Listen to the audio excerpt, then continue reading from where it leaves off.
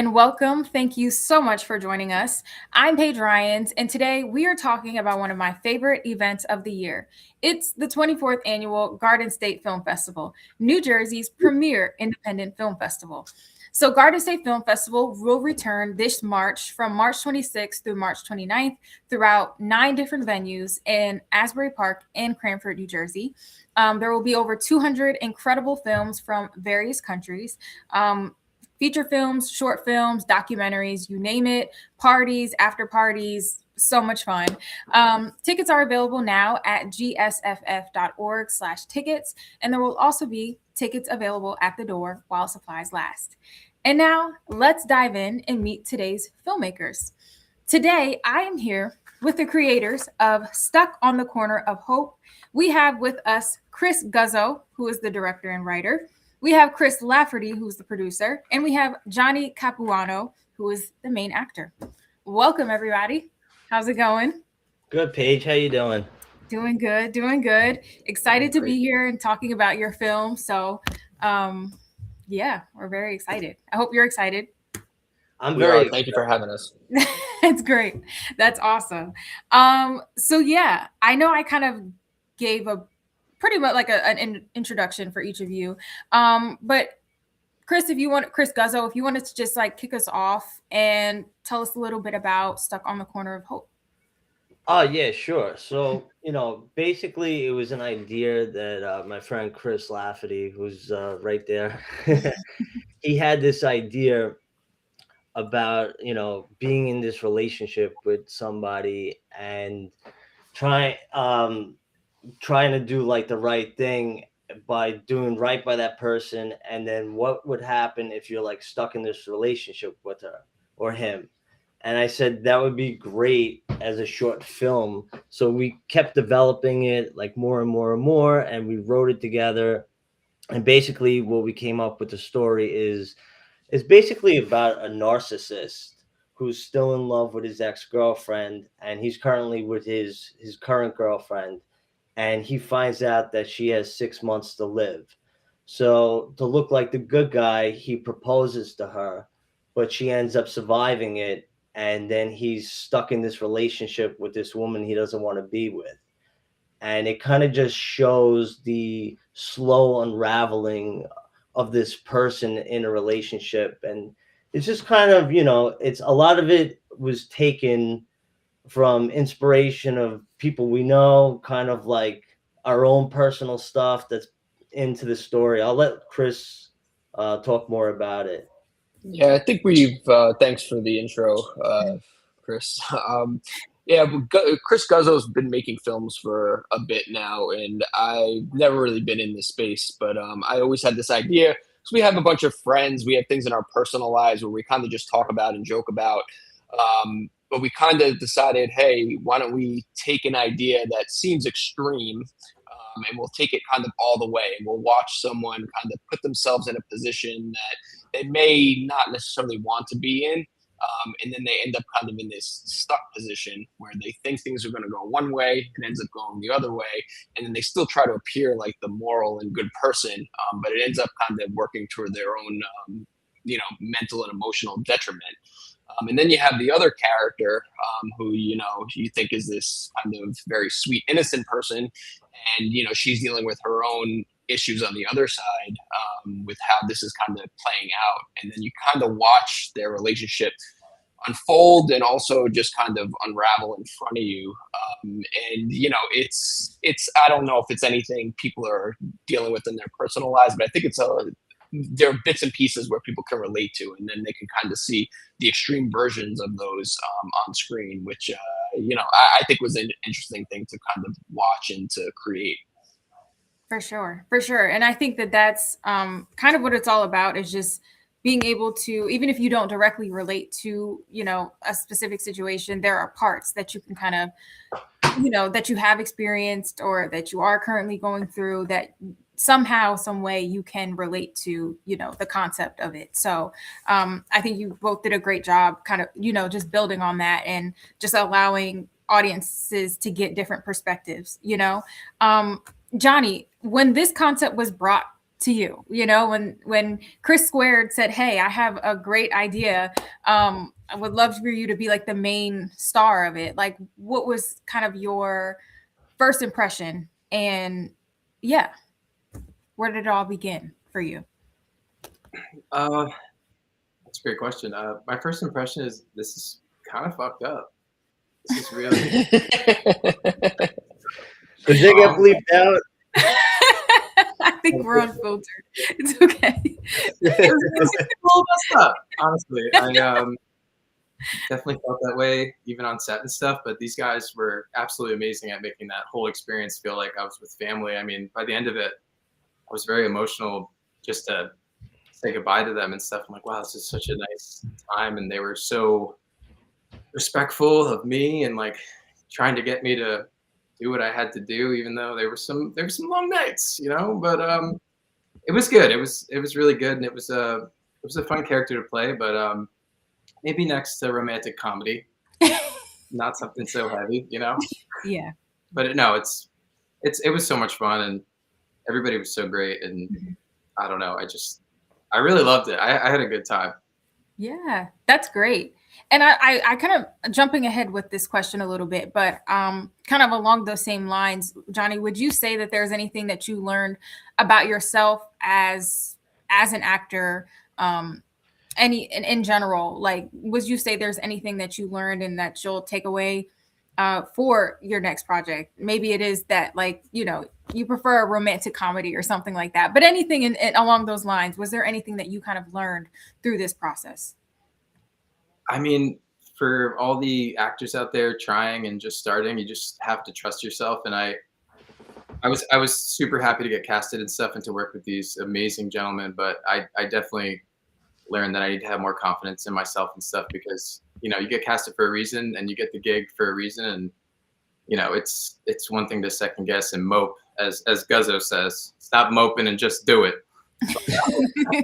There you go. Yeah, but I think just like always have confidence in what you're doing, and you get picked for a reason and stuff, and just try and have fun with it. And I did have fun. It's just there's those moments where you're like, God, I hope I nail this. God, I hope they feel the emotion. And it's like, no, just like live in it, feel it, like And they made that very, very possible and made me feel super comfortable. Mhm. Yeah, I think it's definitely important to just, that's a good lesson to just like trust yourself, trust your craft, trust that you'll do the, you know, make the right decision or something like that. But it does help having great, you know, director, producers on set that can help guide that. And it seems like you did have that guidance. So shout out to you both. What was the filmmaking process like for you? This is kind of, I guess, more for like Chris and Chris. What was kind of that process like for you from pre-production, production? I hear that, you know, I know production's usually long days. Can you talk a little bit about that? I know. Yeah. Before I say, can I just mention one thing really quick? I just want to say that him and Amanda Cox did one hell of a job in terms of like they brought this chemistry and this intensity to the story that I feel like livened the script even further. And like kind of like I felt like a lot of me was also put into this script, and like I was on both situations of the character of Jackie and Paul. Been in situations where I've people pleased and like never wanted to admit, and I've also like always like I've questioned, how loyal do I have to be to this person because this person did something good for me. And I feel like they both did a fantastic job. And I got to say also that Johnny has a wonderful voice that is not dubbed. That's his voice is a very catchy song. I play it quite often. Just want to let you know I still do. But anyway, sorry. Back to your question. You were saying about the production. I I I am very fortunate that I work in the film industry, and as my main job, and I have a lot of people around me, creative, that were willing to help. And I would say that my crew, man, they really could kill it. I mean, they got things done like so fast. I could not do this without them. I would have fell apart without that crew. And just, changing scenes, the lighting, the camera work, the setups that were like so quick. This took place over 2 weekends. So usually my short films are about 15 minutes long. So this one was about 38. So it was actually double the budget, double the time, double the insurance, double the equipment and everything like that. Yeah. But and then I'll let Chris comment, but I got to say, out of all my films, this was the most pleasant one. I really I just had a great time, and my favorite part about the filmmaking process is seeing the actors do something that's not in the script. Like that one moment here and there. Like, I won't say it because I don't want to spoil the movie of what they are, but that is like the best high. And like why I love filmmaking is like giving these people personalities, and they're taking it and making something even more with like that. That's the collaboration part that I love. Mm-hmm. Yeah, and I just would echo that and say, when they do things like that, especially the actors and actresses, it shows how much studying they've put into the actors and actresses, and how much they've kind of gotten into the roles themselves, that they're able to almost make a better or an improved version of what the script was as written. So it really kind of is a testament to how much work they put into it, and how deep they get into the characters, which I really appreciated. But just kind of Paige, just going off of your original question, the production process itself, I think Chris and I started it probably even a year or more before we even started filming. I remember going to a park and just with like a blank piece of paper and kind of writing down ideas. We went to a coffee shop and kind of sketched out ideas, and then just kind of talk about our director Chris Guzzo. He basically he wrote basically all of this script himself. He sent it to me, and I made some adjustments or agreed with most things that he did. But he put a ton of hours and ton of work into this. And then we sent out to find actors and actresses, and we just got very lucky with the three that we did find that were our main three actors and actresses, and they were amazing. Not only amazing actors and actresses, but just amazing people and great to kind of work with and to hang out with, chat with. All have very interesting lives and interesting careers. And we kind of became very friendly with them. We even had them over for rehearsals beforehand, and then I kind of just let Chris Guzzo take the reins with how we're going to run this, because he has all these friends and colleagues in the film industry, and though that crew couldn't have been any better. We did 12 to 18-hour days or 15, 16-hour days over 2 weekends, and we called these guys back for extra footage and extra kind of voiceovers and audios, and they had they were able to kind of comply with that and get it to us within a very reasonable time span. And the work ethic was like unmatched. I didn't expect anybody to work like that without any complaints. Everybody was friendly and happy, and I think it kind of shows on screen. Nothing seems really very forced. Everything kind of seems like it flows very well, and I think that's a testament to kind of the team building that we did. For sure.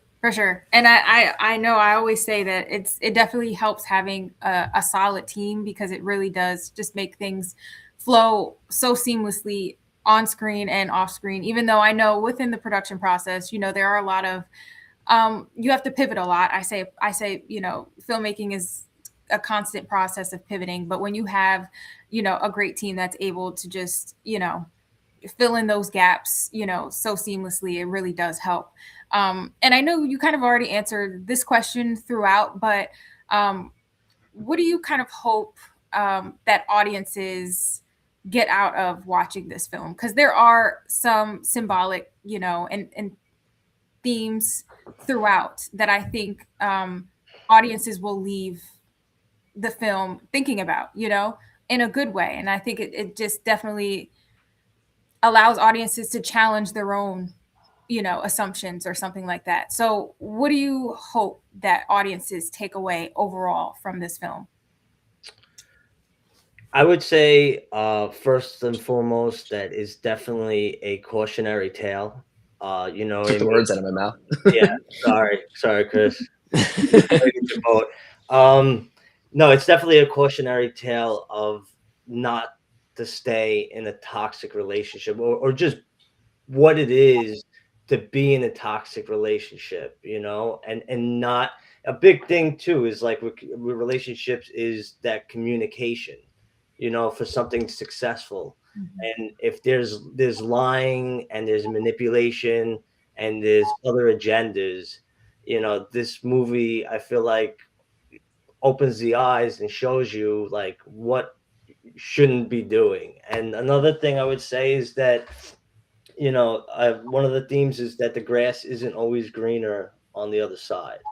What seems awesome and great, in your head, in reality, it's not what it is.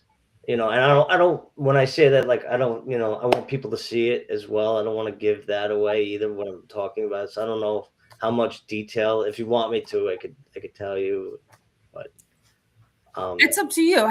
However much you want to share. I think I think I would like the people to see the film, and take that interpretation for themselves. Um, sorry, I'm going off on a tangent. I just want to mention real quick too, like because you asked before, Matt Kessler, my DP, I want to mention that he did a fantastic job too, along with everybody else on that crew. But he was always there, and he did a hell of a job shooting that and making it look awesome. Sorry. So yeah, I'll throw it to Chris too, if meaning that you want the audience to see. Yeah, I mean, I would just echo what you said. I think it's definitely a cautionary tale. I think it's definitely a cautionary tale along the lines that you kind of spoke about. Also, just a cautionary tale about, getting into new relationships, new careers, new hobbies, whatever, without kind of working through things that you've gone through in the past, or trying to kind of cover that up with a new and exciting adventure or what you feel like is the right thing to do. Sometimes it takes a bit of self-reflection and looking in the mirror and kind of working through that yourself before you get into the next thing and can open yourself up to a new experience. Not saying that the new experience can't help you do that, but sometimes people need to work through that individually themselves. And I think there's a bunch of themes throughout it. We talked about narcissism. We talked about just the idea that what you're going through in your own head isn't necessarily what's going on in the other person's head. You may think that person is one way or another way, and they may have an entirely different view. They may not be as guilty or as innocent as you think they are. So, just to always kind of have some humility and think, you're not the only person in the world.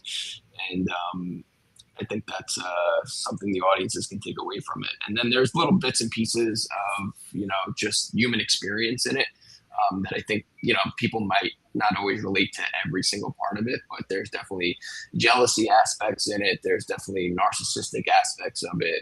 There's definitely points where, you can kind of see yourself in any one of those characters and say, yeah, and like I felt like that before, or I've experienced that before. I've thought like that before. So that's kind of all we wanted to get across. I think whenever you can kind of relate to something on screen, it's a little bit curative, helps you feel a little bit seen. So we're hoping the audience can kind of resonate with that. And then if Johnny wants to add anything, please feel free then. I mean, you guys said it perfectly. It's nice to hear you guys talk about it, because I honestly kind of just live each moment like scene to scene. So I never really like look at it like a full picture, So it was like nice to have you guys to have that in your head. And then I'm kind of just this huge scumbag. You're the vessel, man. Yeah.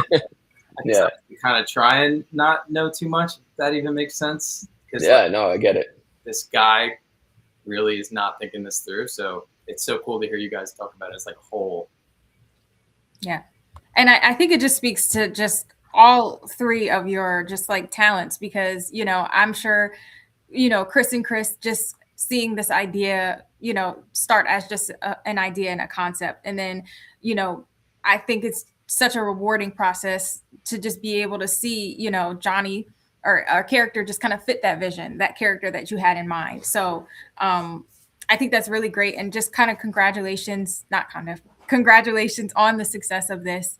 And look forward to, you know, I look forward for audiences seeing this film and, you know, supporting your future successes. And yeah, so you can check out Stuck on the Corner of Hope on Sunday, March 29th at the Berkeley Continental Block BC 30 between 12:15 p.m. and 1:45 p.m. Will you be joining us at the festival this year, each of you? Will you be? Absolutely. Okay. I'll be there. I'll be there as well. Say hello if you see me, all right? Absolutely. Absolutely. You heard it here first. Say hello. Don't be shy. All right. Again, so we'll see you all at the Garden State Film Festival, 200 films over from various countries, over 9 different venues throughout Asbury Park and Cranford, New Jersey. There are parties, panels, events, so much more. Such a fun-filled 4 days. You can get your tickets at gsff.org/tickets. And once again, Chris, and Johnny, thank you all so much for joining us. Really appreciate it.